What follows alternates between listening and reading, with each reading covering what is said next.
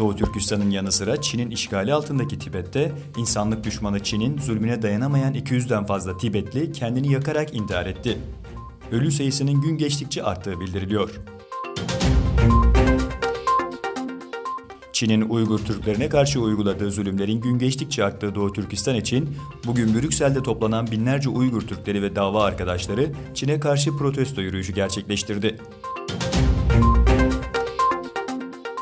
Çin Hava Kuvvetleri'ne bağlı savaş uçakları Perşembe günü yaptıkları tatbikatta özerk Tayvan üzerinde uçtu. Tayvan yönetimi yapılan tatbikatı bir gözdağı olarak tanımladı. Japonya'da polis, Okinawa bölgesinde ABD donanması için yapılan deniz üssü projesini protesto eden göstericilere müdahale etti. Nago şehrindeki ABD üssü önünde göstericiler oturma eylemi yaptı. Fransa'nın başkenti Paris'te düzenlenen terör ile mücadele zirvesinde terörün finansmanının önlenmesi amacıyla 10 maddelik karar ve önlemlerin ele alındığı ortak bildiri yayımlandı.